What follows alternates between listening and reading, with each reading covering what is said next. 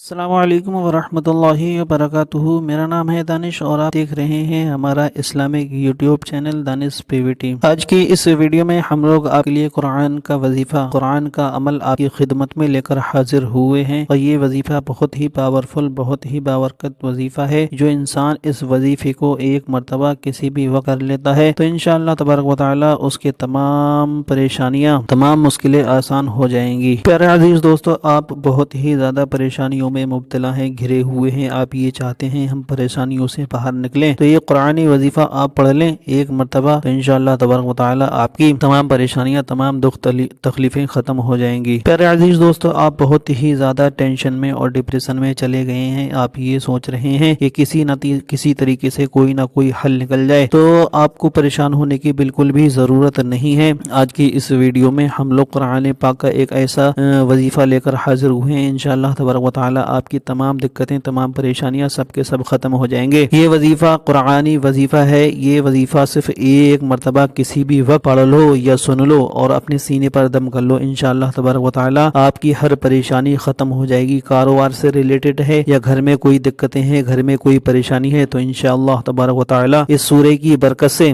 آپ کی تمام پریشانیاں، تمام دکھ تکلیفیں انشاءاللہ تبارک و تعالی وہ چند دنوں کے اندر آپ کے گھر سے، آپ کے جسم سے چند دنوں کے اندر وہ چیزیں سب ختم ہو جائیں گی۔ بس آپ کو کرنا کیا ہے، اس سورہ کو پڑھنا ہے۔ اگر آپ پڑھنا نہیں جانتے ہیں تو اس سورہ کو سن بھی سکتے ہیں، دن میں کسی بھی وقت اس سورہ کو سن لیں اور اپنے سینے کے اوپر دم کر لیں، تو انشاءاللہ تبارک و تعالی آپ کی تمام پریشانیاں، تمام دقتیں سب کے سب ختم ہو جائیں گے۔ آپ کے کاروبار میں برکت نہیں ہوتی، کاروبار کی برکت کے لیے بھی یہ صبح اپنے کاروبار کی جگہ پر سن لیں، تو انشاءاللہ تبارک و تعالی آپ کا کام بھی صحیح چلے گا۔ اور آپ کے گھر میں کوئی بھی دقتیں، پریشانیاں ہیں تو اس گھر میں سورہ کو بجا لیں، تو انشاءاللہ تبارک و تعالی آپ کے گھر سے جن، بھوت، پریت جو بھی سایہ ہے، تو انشاءاللہ تبارک و تعالی وہ سب غائب ہو جائے گا۔ پیارے عزیز دوستو، اللہ کی ذات پر مکمل یقین رکھ کر یہ دعا پڑھ لو یا سن لو، تو انشاءاللہ تبارک و تعالی آپ کی تمام پریشانیاں، تمام دقتیں، تمام حاجتیں پوری ہو جائیں گی۔ تو آئیے ہم لوگ سورہ کی تلاوت کو سن لیتے ہیں۔ من الشیطان الرجیم، بسم اللہ الرحمن الرحیم،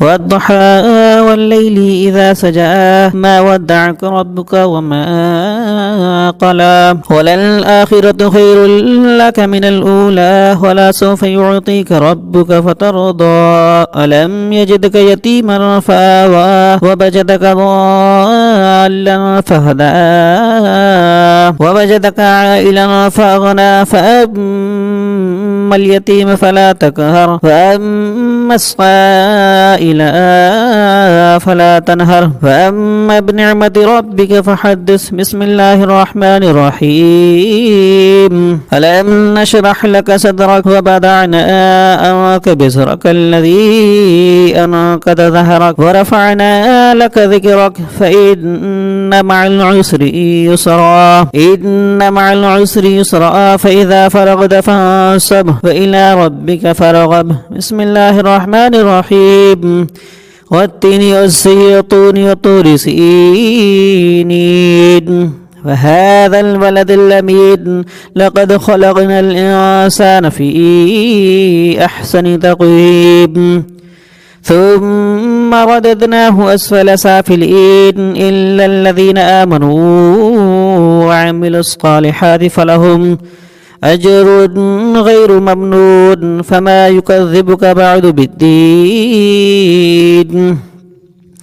أليس الله بأحكم الحاكمين بسم الله الرحمن الرحيم اقرأ باسم ربك الذي خلق الإنسان من علق اقرأ وربك الأكرم الذي علم بالقلم علم الإنسان ما لم يعلم كلا إن الإنسان لا يطغى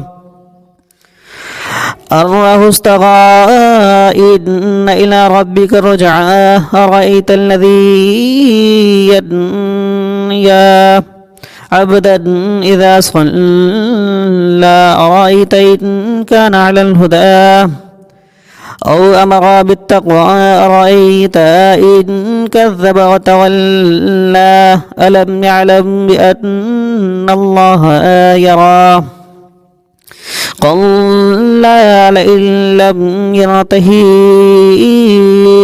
لنسفعا بالناصية ناسية كذابات خاطئة فيدعو نادية سندع الزبانية كلا لا تطعه واسجد واقترب. بسم الله الرحمن الرحيم. إنا أنزلناه في ليلة القدر وما أدراك ما ليلة القدر ليلة القدر خير من 1000 شهر تنزل الملائكة والروح فيها بإذن ربهم من كل أمر سلام هي حتى مطلع الفجر. لم يكن الذين كفروا من أهل الكتاب ولا المشركين منفكين حتى تأتيهم البينة رسول من الله يتلو صحفا مطهرة فيها كتب قيمة وما تفرق الذي أوتوا الكتاب إلا بعد ما جاءتهم البينة وما أمروا إلا ليعبدوا الله مخلصين له الدين حنفاء ويقيمون الصلاة ويؤتوا الزكاة وكذلك دين القيمة. إن الذين كفروا من أهل الكتاب ولا المشركين في نار جهنم خالدين فيها أولئك هم شر البرية. إن الذين آمنوا وعملوا الصالحات أولئك هم الخير البرية جزاؤهم من عند ربهم جنة عدن تجري من تحتها الأنهار جنات تجري من تحتها الأنهار خالدين فيها أبدا رضي الله عنه ورضوا عنه ذلك لمن خشي ربه. بسم الله الرحمن الرحيم.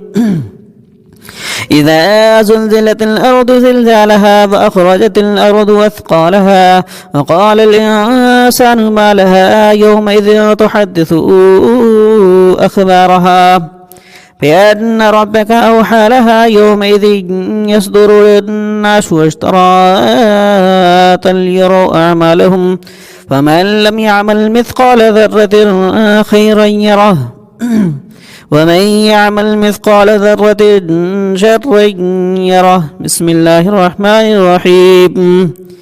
والعاديات دفعا والموريات قدحا والمغيرات صبحا فأثرن به نقعا وبسطنا فيه جميعا إن الإنسان لربه لكنود وإنه على ذلك لشهيد وإنه لحب الخير لشديد أفلا يعلمون إذا بعثر ما في القبور وحصل ما في الصدور إن ربهم بهم يومئذ لخبير. بسم الله الرحمن الرحيم. القارعة ما القارعة وما أدراك ما القارعة يوم يكون الناس كالفراش المبثوث وتكون الجبال كالعهن المنفوس فأما من ثقلت موازينه وهو في عيشة راضية وأما من خفت موازينه فأمه هاوية وما أدراك ما هي نار حامية. بسم الله الرحمن الرحيم. ألهاكم التكاثر حتى زرتم المقابر كلا سوف تعلمون ثم كلا سوف تعلمون كلا لم تعلمون علم اليقين لتربن الجحيم ثم لتربن لترونها عين اليقين ثم لتسألن يومئذ عن النعيم. بسم الله الرحمن الرحيم. والعصر إن الإنسان لفي خسر إلا الذين آمنوا وعملوا الصالحات وتواصوا بالحق وتواصوا بالصبر. بسم الله الرحمن الرحيم.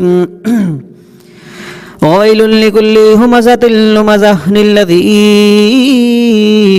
جمع ماله وعدده يحسب أن له ماله أخلده كلا لينبذن في الحطمة وما أدراك ما الحطمة نار الله الموقدة التي تطلع نار الله الموقدة التي تطلع على الأفئدة إنها عليهم موصدة في عمد ممد.